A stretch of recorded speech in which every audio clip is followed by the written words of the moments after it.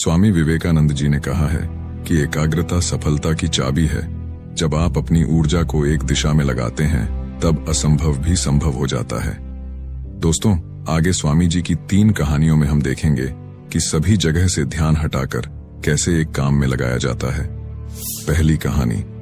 स्वामी जी एक पार्क में आराम कर रहे थे। वहां उन्होंने एक लड़के को देखा जो एक खाली पेज पर कठिन श्लोक लिखने की कोशिश कर रहा था, लेकिन गलतियों के कारण बार बार पेज फाड़ रहा था और हर बार नए पेज से शुरू कर रहा था। कुछ समय बाद लड़के का ध्यान स्वामी जी पर गया तो लड़का तुरंत उनके पास गया और प्रणाम करके कहा, स्वामी जी, मैं पिछले 3 घंटे से इस श्लोक को सही से लिखने की कोशिश कर रहा हूं, लेकिन हर बार कोई न कोई गलती हो जाती है जिससे मुझे शुरू से शुरुआत करनी पड़ती है। मुझे समझ नहीं आ रहा कि मैं क्यों नहीं लिख पा रहा हूं। स्वामी जी मुस्कुराए और बोले, बेटा, केवल फोकस की कमी के कारण ऐसा हो रहा है, क्योंकि एक साधारण इंसान अपनी ज्यादातर ऊर्जा बेकार की बातों और आदतों में लगा देता है, इसलिए लगातार मन भटकता है।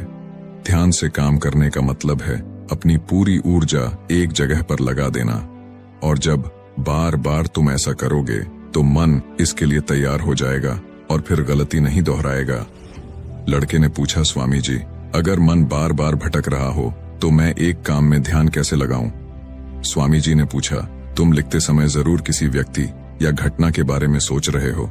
लड़के ने कहा, हाँ गुरुजी, आज छुट्टी के दिन सबको बाहर खेलने का समय मिलता है, लेकिन मुझे ये काम पूरा करना है, शायद इसलिए मैं ठीक से फोकस नहीं कर पा रहा। स्वामी जी ने कहा, ठीक है, अब इन सरल तरीकों को समझो, फिर तुम अपने काम को मन लगाकर कर सकोगे। लगातार गहरी सांस लो। स्वामी जी ने कहा, जब भी तुम्हारा मन भटके तो 5 गहरी सांसें लो और अपना ध्यान काम और खेल दोनों से हटाकर अपनी सांसों पर लेकर आओ। जितना तुम अपनी सांसों को देखोगे उतना ही तुम्हारा मन शांत होने लगेगा। काम को महसूस करो। जब तुम लिख रहे हो तब सब कुछ बारीकी से महसूस करो, जैसे पेन तुम्हारे हाथ को छू रही है, और लिखते समय जो आवाज हो रही है उसे भी ध्यान से सुनो। जब तुम सभी चीजों पर बारीकी से गौर करोगे तो ध्यान भटकना कम हो जाएगा और तुम्हारा मन और शरीर केवल एक काम में लगा रहेगा। तुम्हारा ध्यान काम पर इतना केंद्रित हो जाएगा कि तुम्हें समय का पता भी नहीं चलेगा। जब लड़के ने स्वामी जी की बात मानी और गहरी सांसें लेते हुए फिर से लिखना शुरू किया तो उसने पाया कि अब उसकी गलतियां कम हो रही थीं और उसका काम भी जल्दी पूरा हो गया। उसने स्वामी जी को धन्यवाद कहा। इस पर स्वामी जी ने मुस्कुराते हुए कहा, याद रखो, जब मन और इंद्रियां एक काम में लग जाती हैं तो ध्यान गहरा हो जाता है और यही सच्ची सफलता है। दूसरी कहानी। एक दिन एक युवक स्वामी विवेकानंद जी के पास पहुंचा। युवक के चेहरे पर परेशानी और हताशा साफ झलक रही थी। उसने स्वामी जी से कहा कि स्वामी जी, मैं बहुत समय से परीक्षा की तैयारी कर रहा हूं। कई बार कोशिश की, लेकिन हर बार असफल हो जाता हूं। मुझे समझ नहीं आ रहा कि मुझसे कहां गलती हो रही है। स्वामी जी ने उसकी बात ध्यान से सुनी, फिर पूछा, क्या तुम सच में परीक्षा पास करना चाहते हो? युवक ने कहा, हाँ स्वामी जी, मैं बहुत मेहनत करने के लिए तैयार हूं, बस मुझे ये बता दीजिए कि मुझे क्या करना होगा। स्वामी जी उसे अपने साथ एक खाली जगह पर ले गए जहां एक पुरानी मोमबत्ती और माचिस रखी थी। उन्होंने युवक को एक मोमबत्ती दी और कहा, इस मोमबत्ती को जलाकर यहां से थोड़ी दूरी पर खड़े उस पेड़ तक ले जाओ, लेकिन ध्यान रहे कि मोमबत्ती बुझनी नहीं चाहिए। स्वामी जी यह कहकर वहां से चले गए। युवक ने माचिस से मोमबत्ती जलाई और धीरे धीरे मोमबत्ती लेकर पेड़ की ओर बढ़ने लगा। रास्ते में हल्की सी हवा चली जिससे मोमबत्ती की लौ हिलने लगी। युवक ने उसे बचाने की पूरी कोशिश की, लेकिन मोमबत्ती बुझ गई। युवक वापस आया, मोमबत्ती फिर से जलाई और फिर से चल पड़ा।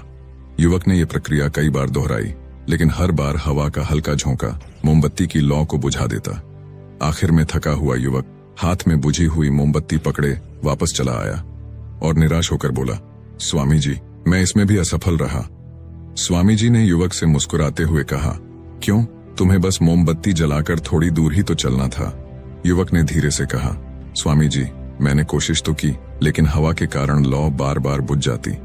स्वामी जी ने कहा, यही तो तुम्हें समझना है कि तुम्हारा मन भी इस मोमबत्ती की लौ की तरह है और चारों तरफ की हवा ध्यान भटकाने वाली आदत है। जब तक तुम इन आदतों को वश में नहीं करोगे तब तक ध्यान की लौ बुझती रहेगी। ऐसे ही जब तक तुम अपने लक्ष्य पर पूरी तरह ध्यान केंद्रित नहीं होगे तब तक तुम अपनी मंजिल तक नहीं पहुंच पाओगे। इसलिए मन को एकाग्र करो और जो काम करो उसमें पूरी तरह डूब जाओ। तुम्हारे प्रयास जरूर सफल होंगे। और याद रखो, सभी तरह के ज्ञान का मूल तत्व ध्यान है। इसलिए कुछ भी करने के लिए तुम्हें एक जगह ध्यान लगाना तो सीखना ही होगा। तुम जैसी आदत डालोगे वैसा ही मन होता जाएगा। इसलिए छोटे से छोटा काम भी ध्यान लगाकर करो। ऐसा करने से मन का स्वभाव बदल जाएगा, फिर तुम्हें सफलता जरूर मिलेगी। तीसरी कहानी। एक युवक ने स्वामी जी से पूछा कि मन में आ रहे विचारों को कैसे छोड़ते हैं। स्वामी जी ने युवक से कहा, बताऊंगा, लेकिन उससे पहले तुमको एक परीक्षा देनी है। फिर एक गिलास पानी को पूरा भरकर स्वामी जी ने युवक के हाथ में पकड़ा दिया और कहा, पानी की एक बूंद गिराए बिना इसे पकड़कर खड़े रहो। युवक ने कहा, यह तो आसान है, और गिलास संभाल लिया।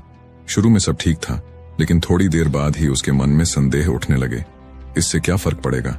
आखिर कितनी देर तक मुझे ऐसे पकड़े रहने होगा? जैसे जैसे ये विचार आने लगे उसका ध्यान भटकने लगा और गिलास से पानी छलकने लगा। अंत में स्वामी जी ने कहा, बेटा, जब तक तुम्हारा मन शांत था तब तक पानी नहीं गिरा, लेकिन जैसे ही तुम्हारे मन में विचार आने लगे तो पानी बाहर गिरने लगा। उन्होंने आगे समझाया, जैसे गर्म लोहे पर हथौड़े की चोट उसे नया रूप देती है, वैसे ही तुम्हारे विचार व्यक्तित्व को और मन को आकार देते हैं। तुम्हारा मन भी गिलास में पानी की तरह है, जिसे आसानी से विचलित किया जा सकता है। अगर तुम पानी यानी मन को स्थिर रखना चाहते हो तो पहले सभी विचारों को स्थिर करना सीखना होगा। अब तुम एक काम करो, इस गिलास को फिर से पकड़ो और अपना ध्यान अपनी सांसों पर ले आओ। अपनी सांस को पेट और सीने में आते जाते महसूस करो। हाथ में होने वाले दर्द और असहजता को जाने दो। मन में जो विचार आ रहे हैं उन्हें बहने दो। खुद को याद दिलाओ कि तुम विचार नहीं हो, बल्कि उन्हें दूर से देखने वाले इंसान हो। ऐसा याद रखने से विचार आकर चले जाएंगे, लेकिन मन को विचलित नहीं कर पाएंगे। थोड़ी देर तक युवक ने इस अभ्यास को जारी रखा और गिलास से एक भी बूंद गिराए बिना खड़ा रहा। स्वामी जी ने कहा, इस तरह ध्यान से अभ्यास करते रहो। धीरे धीरे तुम्हारा मन शांत होने लगेगा और तब कोई भी कठिन काम करना तुम्हारे लिए स्वाभाविक हो जाएगा। इसके बाद वो युवक स्वामी जी को धन्यवाद कहकर घर लौट गया। दोस्तों, अगर इस कहानी ने आपकी किसी भी उलझन को सुलझाया है तो हमें कमेंट्स में जरूर बताओ और वीडियो को लाइक करके एक ऐसे दोस्त को शेयर करो जिसके जीवन में ये वीडियो काम आए।